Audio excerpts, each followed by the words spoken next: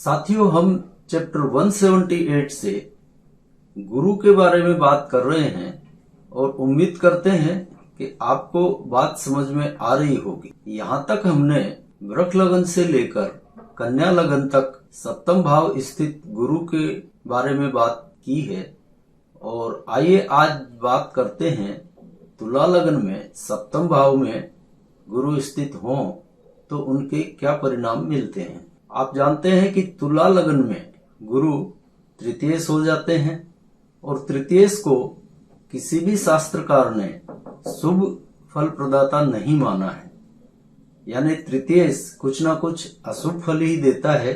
सभी लोगों का ऐसा मत है और एक हद तक यह बात सही भी है। खैर, हम अब बात करते हैं तुला लगन में सप्तम भाव स्थित गुरु की, जो कि स्वयं तृतीयेश हैं। वैसे देखा जाए तो तुला लग्न में गुरु कुछ ज्यादा शुभ फल देने में सक्षम नहीं रहते, कुछ ना कुछ उल्टे फल ही देते हैं। लेकिन एक बात हमने आपसे बार बार कही थी कि कोई भी ग्रह शुभ या अशुभ नहीं होता, यानी कोई भी ग्रह हमेशा शुभ फल दे यह भी संभव नहीं है और हमेशा अशुभ फल दे यह भी संभव नहीं है। ग्रह की शुभता और अशुभता यह निर्भर करती है वह किस भाव में और किस स्थिति में बैठा है। सारा खेल उसी बात का है। अब पंचमेश और नवमेश इनको तो सदा शुभ ही माना गया है, लेकिन आप पाएंगे कि पंचमेश और नवमेश भी कई स्थानों पर बैठकर शुभ फल नहीं दे पाते हैं, बल्कि कुछ न कुछ अशुभ फल ही देते हैं। इसी तरह अशुभ ग्रह, जैसा कि हम यहाँ पर तृतीयेश गुरु की बात करने वाले हैं, क्योंकि तृतीयेश होने के नाते गुरु तुला लग्न में अशुभ फल करता ही है। लेकिन ऐसे अशुभ फल करता ग्रह अपने भाव स्थिति की वजह से कई बार बहुत शानदार परिणाम देते हैं, बहुत शुभ फल देने में सक्षम रहते हैं। तो आइए अब बात करते हैं तुला लग्न में तृतीयेश जैसा अशुभ ग्रह होकर यदि गुरु सप्तम भाव में बैठा हो तो किस तरह के फल देता है, इसी को समझते हैं।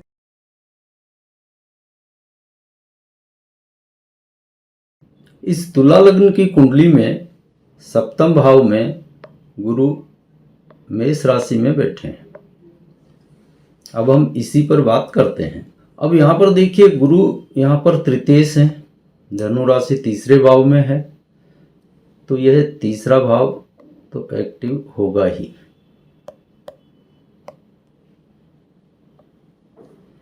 और अपने भाव से पंचम भाव की दूरी पर बैठे हैं, तो यह पंचम भाव भी एक्टिव होगा। अब यहां पंचम भाव एक्टिव इस दूरी की वजह से भी है और आप बाद में देखेंगे कि यहां पर चौथा भाव जब डीएक्टिवेट होगा तो पुनः पंचम भाव बढ़ेगा। इसलिए यहां पर तृतीय और पंचम ये दो भाव तो एक्टिव हो ही गए हैं। अब हम सबसे पहले ये जो तृतीय और पंचम दो भाव एक्टिव हुए हैं इनके बारे में बात कर लेते हैं, फिर उसके बाद में हम आगे बढ़ते हैं। हमने कई बार आपको कहा है कि ये तृतीय भाव गणित, ज्योतिष, मीडिया इस तरह के कारकत्व लिए होता है और तीसरा भाव होता है सबसे बढ़कर भ्रम का। भ्रम यानी द्विधाग्रस्त रहना, यानी किसी चीज के नतीजे पर नहीं पहुंचना, जो भ्रम होता है, ये करूं वो करूं वो करूं, इस तरह का भ्रम तीसरे भाव का फल होता है। अब तृतीय भाव यहां पर एक्टिव है, तो तृतीय भाव के जो कारकत्व हैं वो गुण तो जातक के पास हैं ही, और तृतीय भाव यहां पर फिर से एक्टिव हो रहा है। उसका कारण आप देख रहे होंगे कि इस गुरु की नवम दृष्टि तीसरे भाव पर है।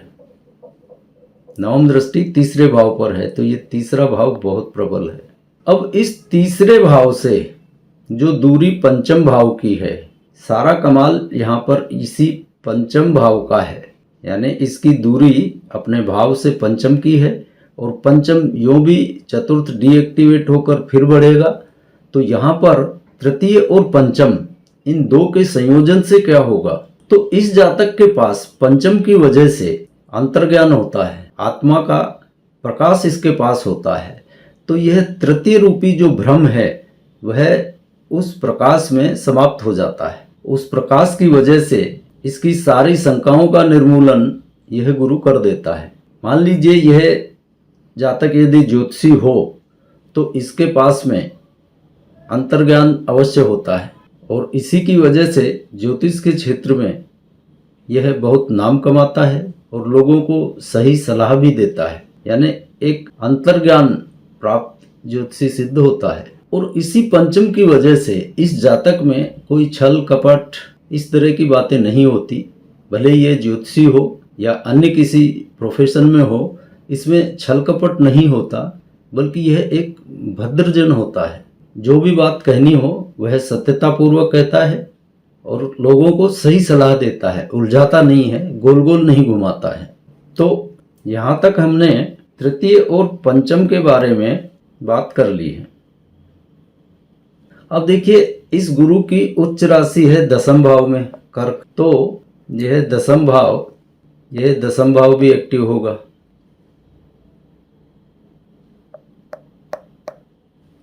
अब इस गुरु की अपने उच्च भाव से दूरी भी दसम भाव की ही है, तो यह दसम भाव बहुत प्रबल रूप से इसका एक्टिव हो गया है। अब इस दसम भाव के बारे में बात कर लेते हैं। अब यहाँ पर तृतीय और पंचम ये दो तो पहले से ही एक्टिव हैं और दसम फिर एक्टिव हो गया है। तो यहाँ पर तृतीय एक्टिव होने की वजह से, और गुरु तृतीयश भी हैं, उनकी दृष्टि भी तृतीय भाव पर है, तो जातक मेहनती तो होता ही है, इसमें कोई संदेह ही नहीं है। अब यहाँ पर पंचम और दसम का संयोग हुआ है, तो यह स्थिति क्या बताती है कि ऐसा जातक सरकारी अधिकारी, नेता, मंत्री पद प्राप्त करने वाला और स्वतंत्र वृत्ति वाला होता है। और मान लीजिए यदि यही गुरु नक्षत्रपति हो तो यह निश्चित रूप से सरकार से जुड़ ही जाएगा, भले ही वह सरकारी अधिकारी हो, नेता हो, मंत्री हो, अथवा सरकार से जुड़े कोई ठेकेदारी वगैरह के कार्य करता हो, लेकिन सरकार से निश्चित रूप से जुड़ जाएगा। स्वतंत्र वृत्ति का रहेगा, अधीनता, प्राइवेट नौकरी किसी की करेगा नहीं, यह भी पक्का है। दूसरा, आप यहाँ पर देख रहे हैं दसम भाव में उच्च है और दसम से दसम बैठा है, तो इस स्थिति में यह जातक यदि अपने पैतृक कर्म में हो, यानी जो इसका खानदानी धंधा है उस धंधे में यह लग जाए, तो उस धंधे को भी नई ऊंचाइयों पर ले जाता है और अपने मेहनत के बल पर उस धंधे में चार चांद लगाकर नई ऊंचाइयों पर उस धंधे को पहुंचा देता है। अब यहाँ तक हम बात कर चुके हैं तृतीय, पंचम और दसम के एक्टिवेट होने के फलों के बारे में। अब यहाँ पर चतुर्थ भाव में गुरु की नीच राशि मकर है, तो यह चतुर्थ भाव यहाँ पर डीएक्टिवेट हो जाएगा। और फिर मजे की बात देखिए कि इसकी दूरी भी चतुर्थ भाव की ही है, तो यह चतुर्थ भाव भी पूरी तरह से डीएक्टिवेट होगा यहाँ पर। अब इस चतुर्थ भाव के डीएक्टिवेट होने के क्या परिणाम प्राप्त होंगे, इस पर बात करते हैं। अब देखिए, चतुर्थ भाव होता है मन का, सुख का, सामाजिक संबंधों का,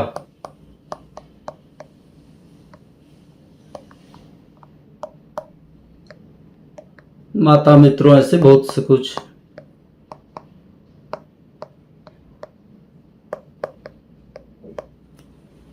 कारका तो इसमें भी समाये रहते हैं। लेकिन यहाँ पर चतुर्थ भाव जब डीएक्टिवेट है तो यह जातक किसी भी आयु में हो, यानी बालक हो, युवा हो या वृद्ध हो, इसका अपने मन पर पूर्ण नियंत्रण होता है। इस जातक में कोई भी चंचलता नहीं रहेगी।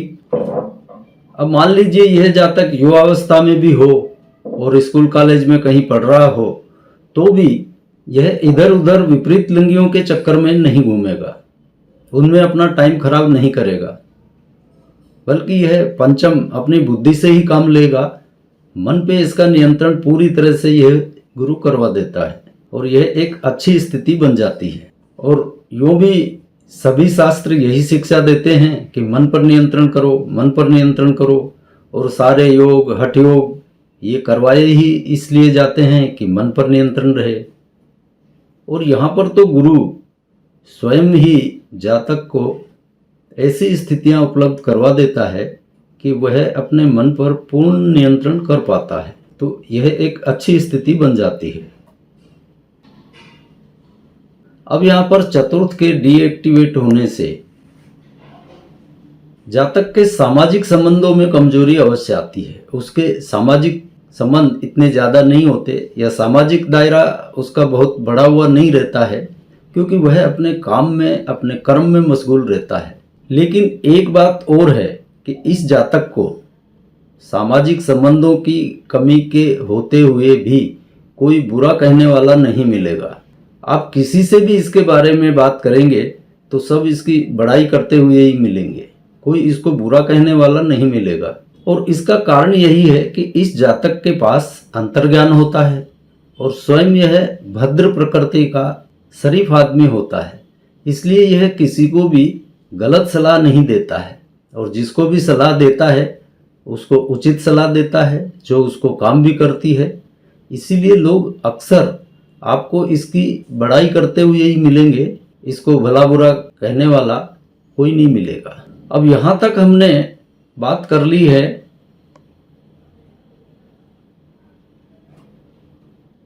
सभी सामान्य फलों की। आइए अब मुख्य रूप से बात करते हैं कि यह गुरु जो सप्तम भाव में बैठा है मेष राशि में,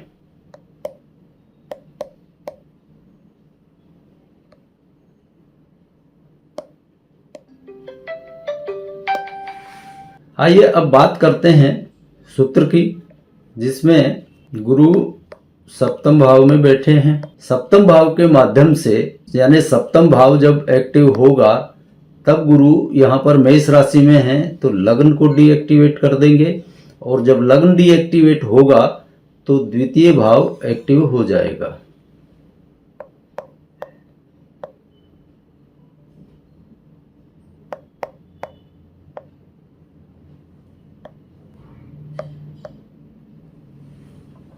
अब देखते हैं इसका क्या परिणाम होगा। यहाँ पर सप्तम एक्टिव हुआ है और लग्न यहाँ पर डीएक्टिवेट हो गया है, तो अगला भाव द्वितीय एक्टिव हो गया है। अब यहाँ पर देखिए सप्तम एक्टिव होने में यहाँ गुरु की स्थिति ऐसी है कि यदि यह जातक अपने पैतृक कर्म में है तो भी इसका सप्तम एक्टिव ही रहेगा, क्योंकि पैतृक कर्म में है तो सप्तम एक्टिव हो गया तो लग्न डीएक्टिवेट होकर और यह द्वितीय भाव बढ़ेगा, यानी ये पैतृक कर्म में शानदार धन कमाएगा। और जिस दिन इसका विवाह हो गया उस दिन इसका सप्तम पूरी तरह से एक्टिवेट हो जाएगा और धन के अंबार ये लगा देगा। यह बात पक्की है, क्योंकि यहाँ सप्तम एक्टिव होते ही द्वितीय भी एक्टिव हो जाएगा, पूरी तरह से जातक लक्ष्मीवान होगा। यानी यहाँ पर सप्तम एक्टिव हुआ और लग्न डीएक्टिवेट हो गया, और लग्न डीएक्टिवेट हुआ तो द्वितीय भाव एक्टिव हो गया। सिंपल सी बात है, इस सूत्र को दिमाग में बैठा लीजिए। अब यहाँ जो लग्न डीएक्टिवेट हुआ है इसकी वजह से क्या होगा कि इस जातक में फोकट का अहंकार नहीं होगा, अहम अकड़ नहीं होगी, नम्रता रहेगी। और यूं भी किसी बिजनेसमैन के पास नम्रता हो तो वह ज़्यादा सफल रहता है। भले जीवन में कोई भी आदमी हो, नम्र रहेगा तो बहुत ज़्यादा फायदे में रहेगा।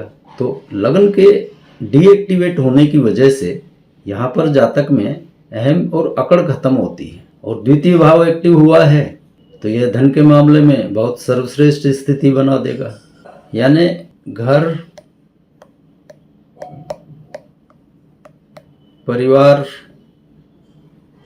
और धन, संतान, इन सब के मामले में यह गुरु बहुत शानदार रिजल्ट देता है। और पत्नी का जितना सहयोग इसको मिलता है उस पत्नी के सहयोग से ही इसका धन बढ़ता जाता है, क्योंकि सप्तम भाव यह पत्नी है।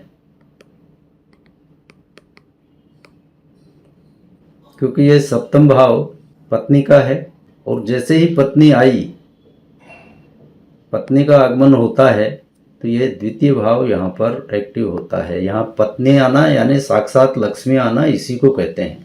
आपने सुना होगा कि कई लोग कहते हैं बहू घर में जब से आई तब से लक्ष्मी घर में आ गई, तो वो सेम स्थिति गुरु यहाँ पर बना देता है। पत्नी यहाँ पर साक्षात लक्ष्मी साबित होती है। तो यहाँ पर आपने देखा कि तुला लग्न में गुरु सप्तम भाव में बैठकर कितने शानदार फल देते हैं, जबकि कहने को ये तृतीय से हैं, अशुभ ग्रह हैं तुला लग्न के लिए। अब एक बात का ध्यान और रखिए कि यहाँ पर लग्न समाप्त होकर जब द्वितीय भाव बढ़ा है तो जातक धन तो खूब कमाता है, लेकिन इस धन का उपभोग वह स्वयं नहीं कर पाता।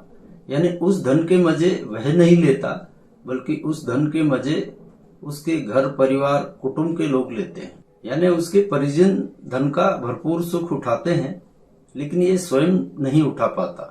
ये जातक सिर्फ अपनी जिम्मेदारियों का निर्वहन करता है, धन कमाता है और घर कुटुंब के लोग उसका उपभोग करते हैं। यह गुरु जातक को मेहनती बनाकर स्वयं के बलबूते पर संघर्ष के रास्ते से नई ऊंचाइयों पर ले जाने में सक्षम रहता है और जातक नई ऊंचाइयां छू भी लेता है। आशा है गुरु को समझने में आपको एक नई दृष्टि मिली होगी।